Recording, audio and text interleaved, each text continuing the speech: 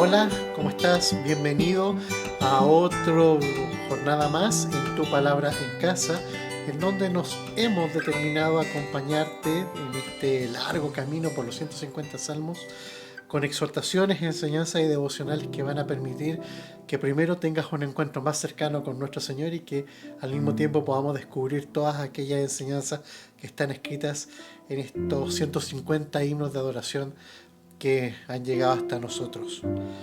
Mi nombre es Exe Montenegro y el día de hoy quiero compartirte el Salmo 60. Y he decidido ponerle un título que se llama En Dios haremos proezas. Para empezar, leyendo la Reina Valera 1960, quiero que me acompañes a leer este salmo que dice así.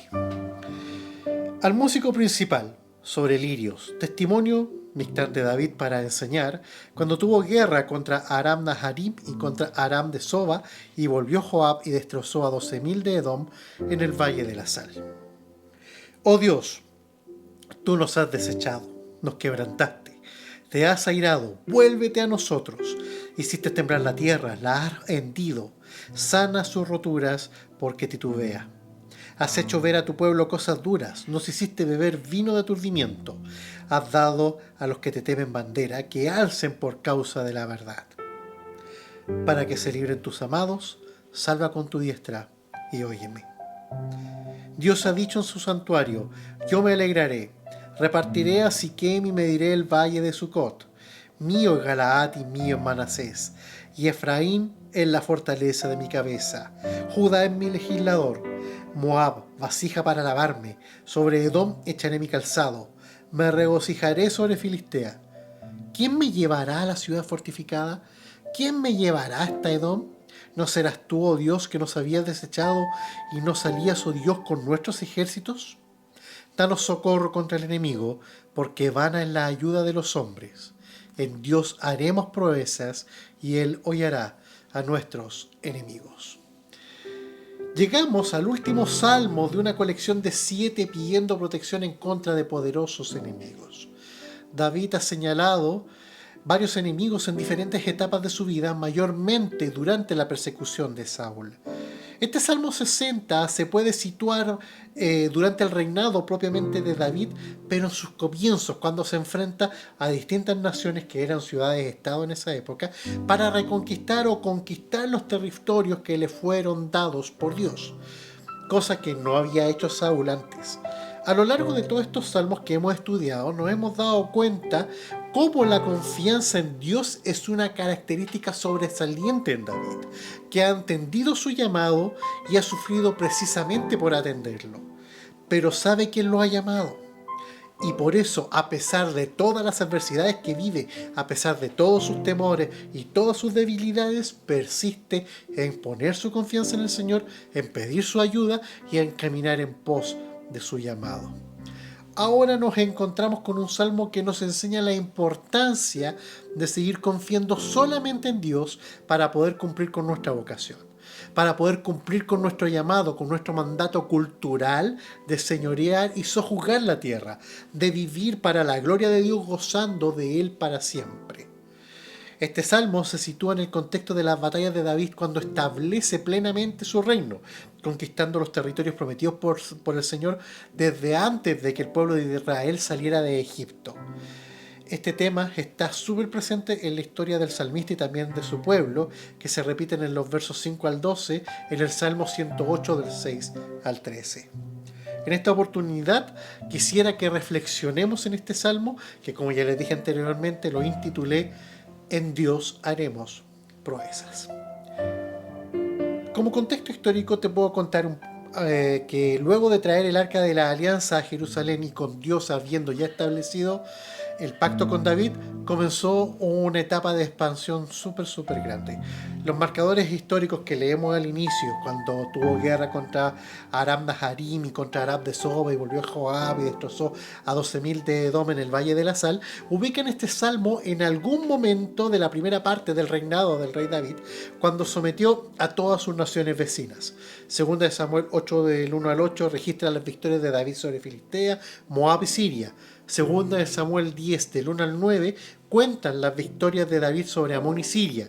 Y Primera de Crónicas 18, del 11 al 13, nos da las victorias de David sobre Edom y específicamente en el Valle de la Sal, Moab, Amón, Filistea y Amalek. Las victorias que se describen en Segunda de Samuel y en Primera de Crónicas no mencionan el tipo de reveses que se lamentan en este salmo. Nos recuerda que el registro histórico muchas veces condensa los eventos, omite los periodos amargos, pero eso no implica de que los éxitos no fueran reales. Pero para resumir y por un asunto netamente de enseñanza, fueron omitidos lo más probable. Para que nosotros podamos entender bien este salmo, lo vamos a dividir en 3 secciones. La primera, que la vamos a llamar Lamentación del pueblo de Dios, va a ir desde los versículos 1 al 5. También vamos a hablar de la segunda parte, que se va a llamar La promesa divina, que va desde los versículos 6 al 8. Y también la última parte la vamos a llamar Oración de ayuda y apoyo, y eso va de los versículos 9 al 12. Los versículos 1 al 5 expresan los sentimientos de dolor de un pueblo que pensaba que Dios los había abandonado, porque los edomitas estaban invadiendo de forma exitosa la región de Judea. Esto fue un golpe súper duro para la nación de Israel, que también fue súper inesperado porque Dios le había dado grandes victorias a David anteriormente contra sus enemigos, a tal extremo de que llegaron incluso a expandir el territorio hasta el mismísimo río Éufrates. Este golpe sorpresivo, David lo expresa de forma poética como un gran terremoto que hace sacudir su confianza de cualquier persona, o incluso beber un vino que puede transformar la mente más tranquila a una mente tan valiente. No estoy muy seguro de por qué Dios permitió que los edomitas tomaran ventaja sobre la parte norte de Israel. Puede ser algún pecado que los israelitas estaban cometiendo en ese momento y por eso Dios los estaba castigando, aunque las referencias de 2 Samuel 8 y de 1 de Crónicas 18 no dicen nada al respecto, sino que enfatiza en que Jehová le dio la victoria a David por donde quiera que fuera. Más aún, el mismo Salmo no dice nada sobre algún arrepentimiento de algo. Me inclino más a la idea de que era una prueba por parte de Dios para hacerle recordar al pueblo que la victoria no proviene de un caudillo o de un rey como David, ni tampoco de un gran ejército, sino que solo de Dios, y que sin él no podían conseguir absolutamente nada. Todo esto malo, toda esta calamidad que aparece en el versículo 4, dice que Dios le había dado una bandera o un estandarte a los que le temen. Antiguamente, las banderas señalaban la presencia de la persona en el lugar. Es por eso que existían los emblemas propios de cada rey, de cada caudillo. Tenían su propia bandera. ¿Para qué? Para mostrar que ellos ya habían llegado a ese lugar. En este caso, el pueblo se reunió bajo la bandera de Dios, bajo su amparo y guía. David y su ejército no huyeron de la calamidad, sino más bien se juntaron a buscar la ayuda de Dios. En los versículos 6 al 8 podemos entender que lo que mejor podemos hacer en momentos de prueba o angustia es recordar y confiar en las promesas de Dios. Esto fue lo que hizo David al recordar aquella hermosa promesa de victoria que Dios le había prometido sobre las naciones enemigas, principalmente Edom, la cual estaba invadiendo a Israel por el norte. David escribió, por ejemplo, en el Salmo 16, toda esta herencia, pero también habló del reino de Dios en el reino del Mesías en el Salmo 2. Y ahora en los versos 6, incluso hasta el 9, ora para que se cumplan las promesas de Dios, promesas que desde antes de poseer la tierra prometida ya estaban escritas. Estas promesas de conquista que Dios le había dado a su pueblo, que habían nacido de lo profundo de la santidad de Dios y no por algo que Israel mereciera. Promesas en honor y a la santidad de Dios, cosas que nunca iban a dejar de ser y que son el sustento del clamor del salmista. Podemos verlo en Génesis 2 al 7, 13 al 15, 17 al 18 o en Deuteronomio 11 al 24, entre otros pasajes que declaran las promesas de tal territorio para todos los descendientes de Abraham, en este caso el pueblo de Israel. Muchos años después, el reino de Saúl no había llegado a esta expansión prometida. Pero en la mente de David ya estaba todas estas promesas que Dios había escrito y que Dios lo iba a ocupar a él para poder lograr esta expansión. Él ora con regocijo conforme a lo que Dios ya le ha revelado y pide que Dios le prospere en ese propósito conforme a su voluntad divina, que por intermedio de ella la tierra fue repartida en un principio para que el pueblo de Israel pudiera gozar de ella y poseerla plenamente durante su reinado. David se gozaría viendo cómo el pueblo heredaba esta tierra. También podemos ver este símil de cuando del gozo que nos puede dar el entender la victoria que Jesús ha conseguido en la cruz y de esa forma hacernos acreedores de esta herencia eterna que es el reino de Dios y de Cristo. Algunas ciudades mencionadas en este salmo son representativas por su ubicación o por su fortaleza. Tardaron un poco en ser conquistadas por David, pero conforme a la palabra de Dios iban a ser gobernadas por Judá, es decir, su descendencia. Recordemos que David pertenecía a la tribu de Judá y que después Dios establecería pacto con él y que prometería que un descendiente de Judá, de su linaje, iba a ser el Mesías prometido. Y eso es lo que nos muestran las genealogías tanto en Mateo como en Lucas, de que Jesús venía de esa tribu. Cada tribu en su orden y ubicación poseerían esta tierra que Dios le había dado. Este y oeste, norte y sur, todo el territorio entregado por Dios era objeto de conquista. Incluso los territorios respetados a sus parientes como era Edom y Amón. Finalmente serían hechos vasallos tributarios, como enfatiza el salmista en el verso número 9.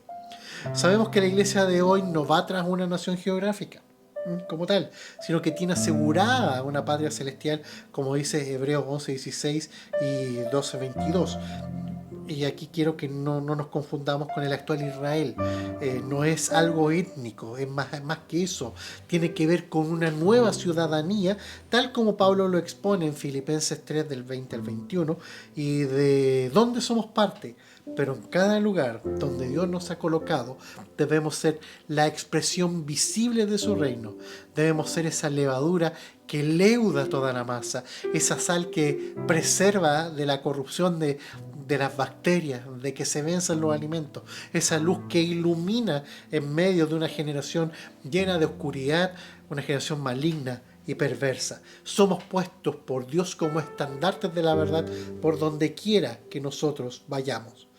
Eso nos da alegría, nos regocijamos con esto, oramos conforme a esto para cumplir con nuestro llamado, o nos dejamos entretener por filosofías paganas que vienen y van y lo único que hacen es convertirse en modas dentro de nuestras congregaciones. ¿No deberíamos más bien confiar en las promesas de Dios y aferrarnos a ellas como hizo David en este salmo? Los versículos 9 al 12 nos hablan de esta oración de ayuda y apoyo. Dicho de otra forma, David se pregunta, ¿quién me dará la victoria sobre Edom? Y le pregunta a Dios y él va a marchar junto con él y junto con su ejército.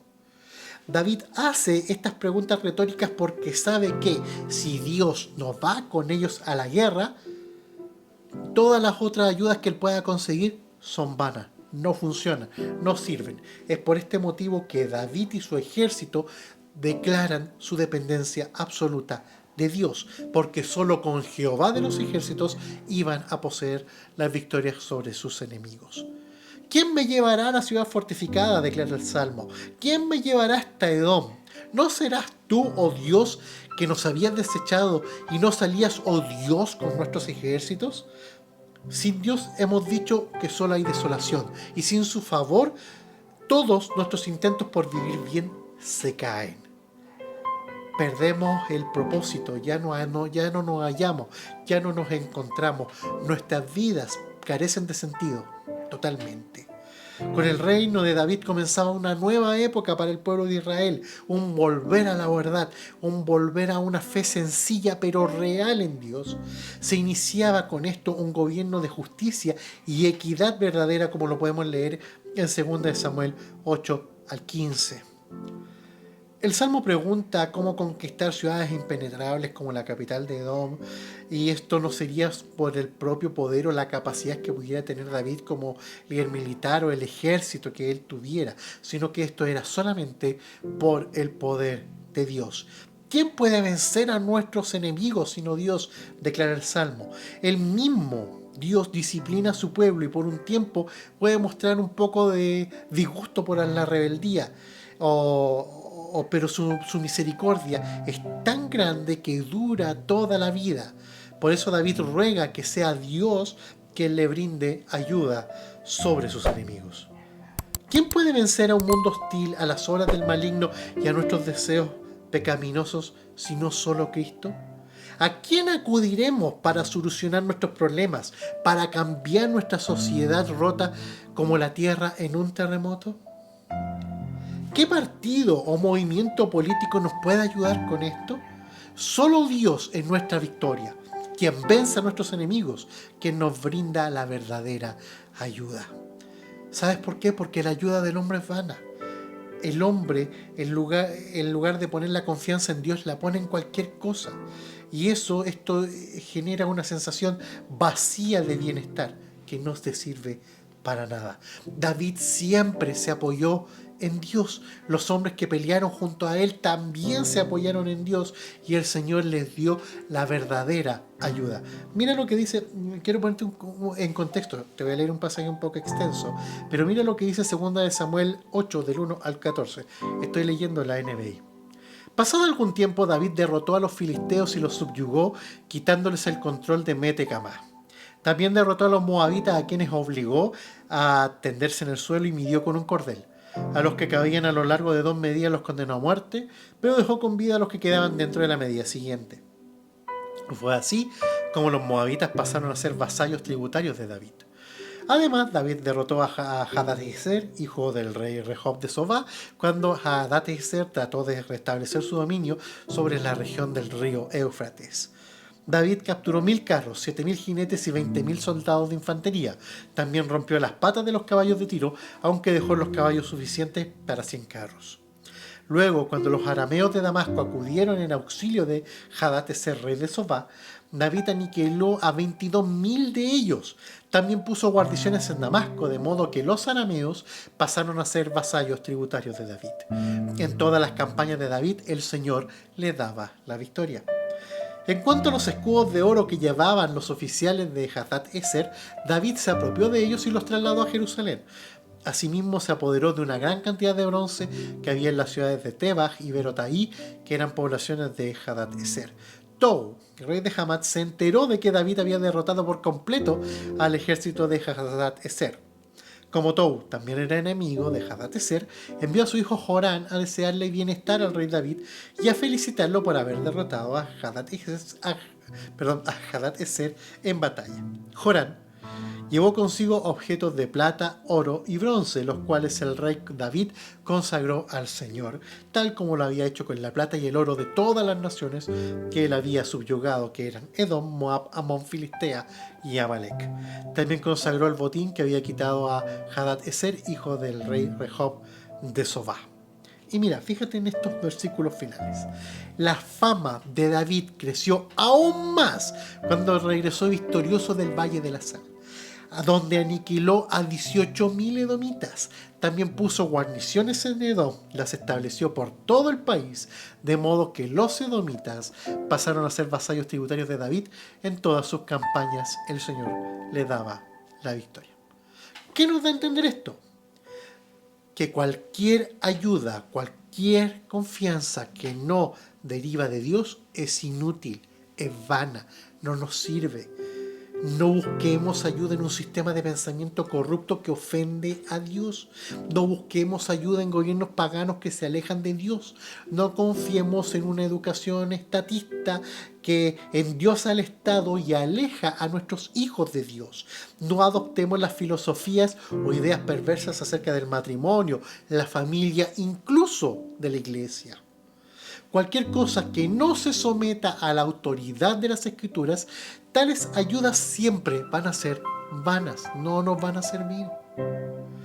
Pero si nuestra ayuda es Dios, nuestra competencia viene de Él para cumplir nuestro llamado, para edificar nuestros hogares, para educar a nuestros hijos, para construir una sociedad que sea realmente justa, equitativa y que se gobierne bajo los principios de la palabra de Dios, que rige a todo ser humano y no bajo ideas perversas que aborrecen y sacan a Dios de todos los ámbitos. En Dios haremos proezas. Él es quien nos da la victoria. Mira lo que dice Juan Calvino respecto a esto.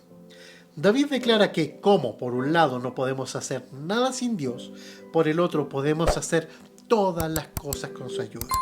Aquellos que se arrogan la mínima fracción de fuerza para sí mismos fuera de Dios, solo se arruinan a sí mismos por su propio orgullo. El Salmo termina con una nota plena de confianza en Dios. Somos llamados a esta confianza si nos hemos vuelto al Señor, si nuestra oración en busca de ayuda la hemos presentado solo a Dios, si nuestro deseo es realmente atender al llamado de Dios, a ajustar nuestra vida, nuestros hogares, nuestras actividades al servicio del reino de Dios. Podemos estar seguros que en Dios haremos promesas. Lo hizo David, lo hicieron otros reyes luego de un periodo de oscuridad en el pueblo de Israel, lo hizo la iglesia en los tiempos del Imperio Romano, lo hicieron también los que comenzaron el movimiento de la Reforma. ¿Lo vamos a hacer nosotros hoy? ¿Lo crees? Te lo dejo ahí. Para ir terminando, ¿cómo podemos aplicar este salmo a nuestras vidas? Podemos acercarnos a Dios para que Él nos guíe en medio de las pruebas.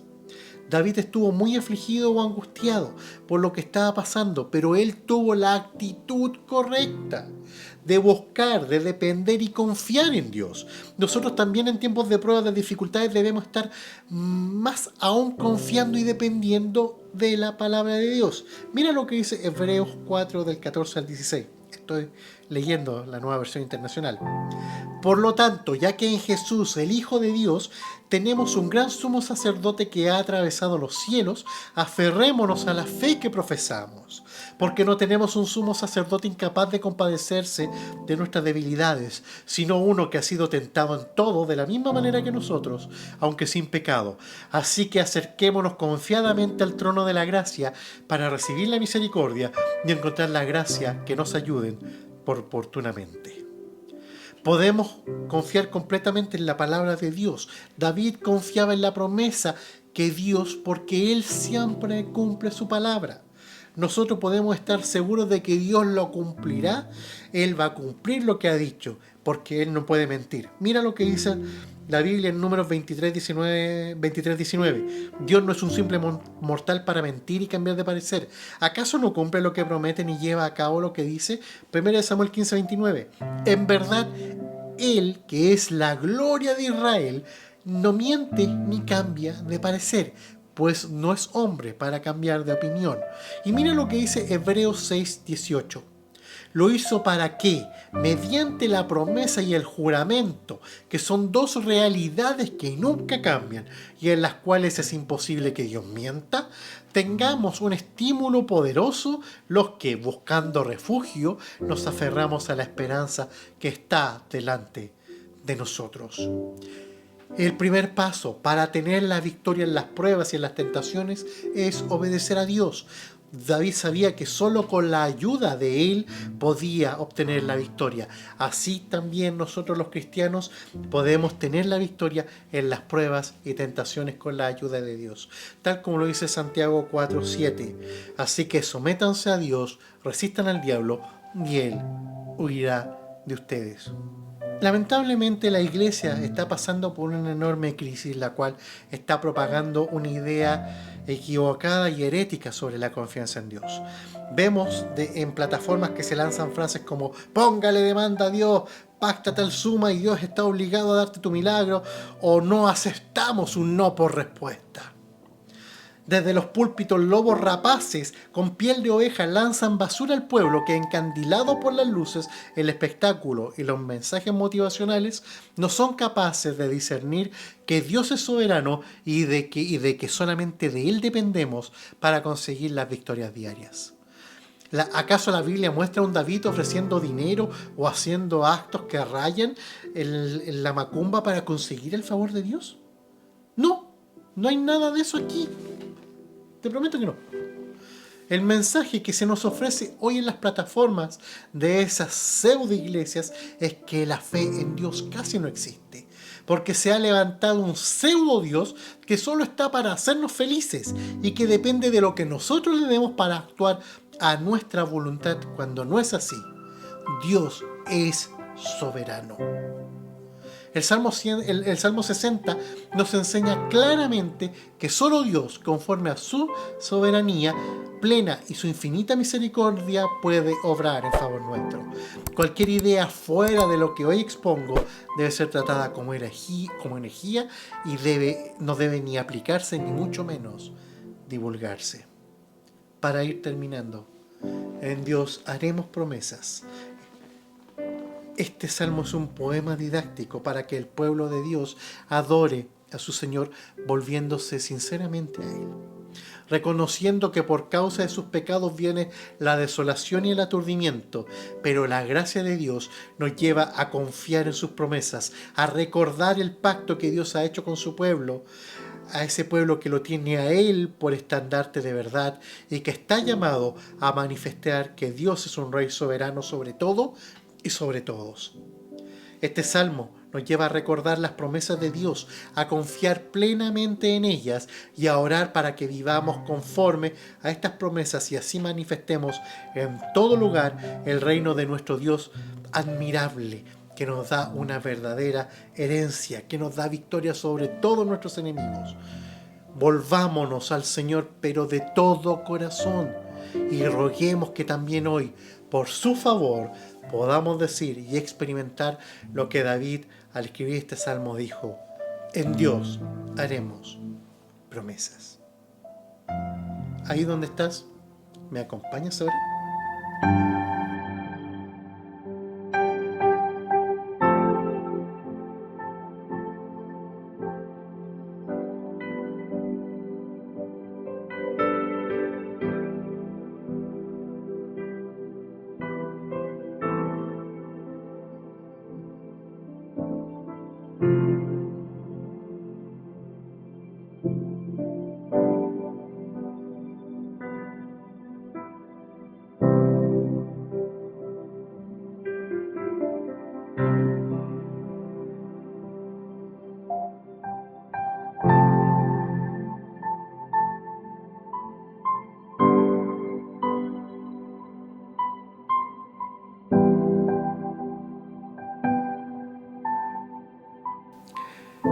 Señor, te damos gracias por la oportunidad que tenemos de compartir y exponer este salmo que nos dejó como legado David, en el cual nosotros podemos aprender a confiar en ti.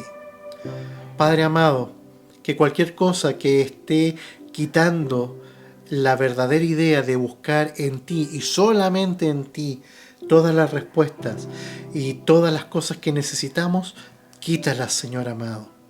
Que solamente podamos aprender a depender de ti, y que de esa forma nosotros podamos vivir una vida de verdadera victoria, no una victoria basada en cosas humanas, sino que una victoria que está basada en ti, en tu misericordia, en lo que tú nos quieras dar por tu infinito amor y tu profunda soberanía.